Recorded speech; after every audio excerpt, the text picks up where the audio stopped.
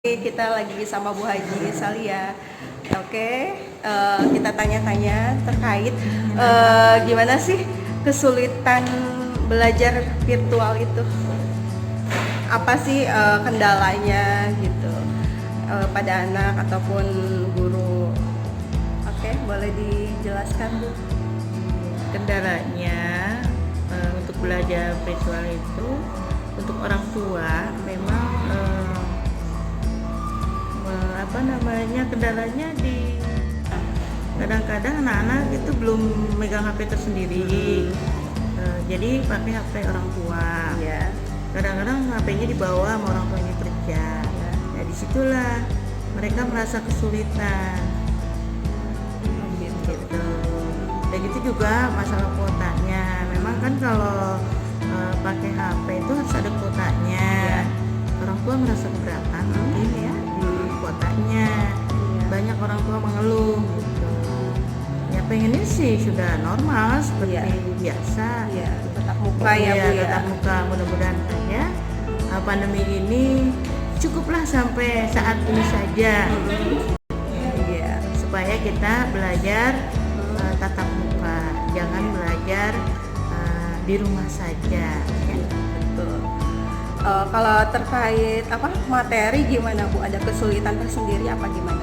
Untuk materi mungkin untuk pembelajaran pertama ini ya masuk sekolah mungkin ada kesulitan di buku paket. Satu memang buku paket di sekolah itu belum seluruhnya dikirim dari penerbit, sehingga orang tua juga merasa kesulitan dan gurunya pun juga merasa kesulitan untuk memberi materi kepada anak. Nah kan saya baru masuk ya Bu, jadi baru tahu gitu pembelajaran ketika COVID-19 itu seperti apa kayak gitu.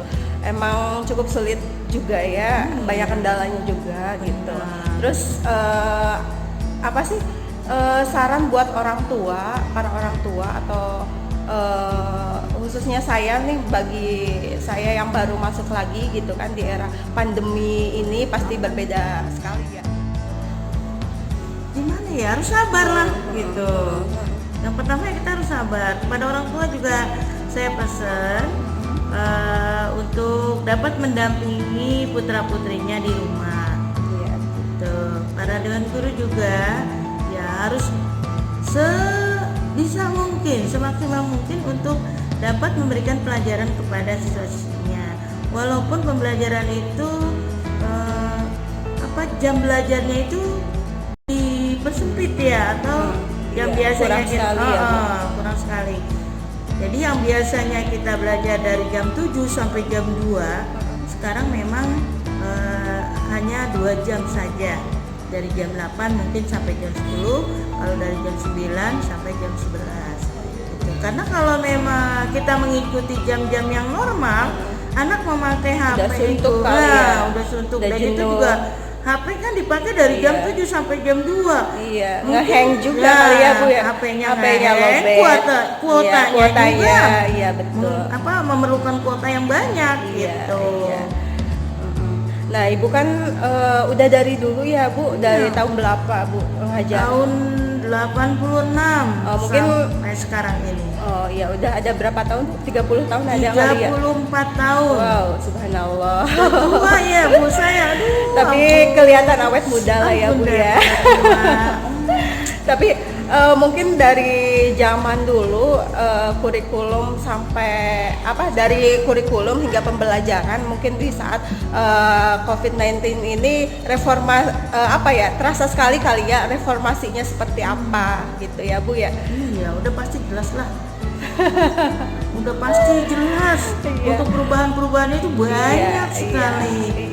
Ya. Kalau ya menurut saya sih lebih baik memang ya enaknya gitu ngajar ya bertatap muka gitu. Jadi kita juga bisa lihat anak bisa lihat kita, kemudian anak juga lebih dekat dengan kita. Gitu. Kalau dari jauh begini kan rasa kangen sama anak-anak tuh, aduh gimana ya? Ya memang kalau di sekolah kan anak kita, kalau di rumah anak bapak ibunya, kalau di sekolah kan anak bapak ibu guru. Bagaimana coba orang tua kangennya kepada anak? Ya sama sama seperti saya kangennya kepada murid begitu. Iya, betul, Bu. Iya. Terus kalau dari zaman dulu sampai zaman sekarang nih, dari zaman apa ya, reformasi sampai milenial gitu ya, menurut Ibu lebih enakan pembelajaran, metode pembelajaran atau kurikulum yang dulu apa yang sekarang nih, Bu? Kalau menurut pembelajaran sih, Iya. ya untuk kurikulum yang dulu maupun sekarang ya sama saja, hanya perbedaannya. Kalau dulu memang pembelajarannya per mata pelajaran, kalau sekarang memang karena tematik, jadi ada beberapa mata pelajaran yang digabungkan. Ya.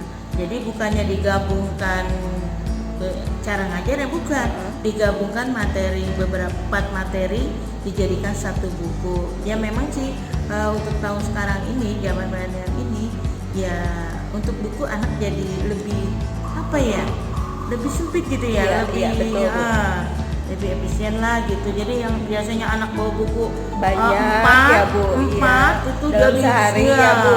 jadi hanya bawa buku satu gitu, kan meringankan anak gitu.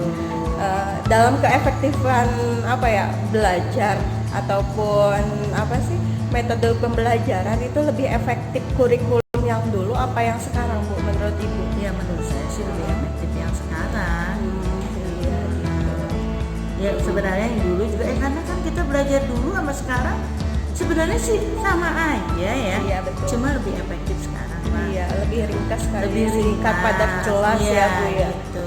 Oh gitu. Oke, cukup sekian video wawancara eksklusif bersama Ibu Haji Salia yang udah puluhan tahun, udah 34 tahun ngajar ya. Jadi penghuni banget MI Al Barkah nih. Penghuni.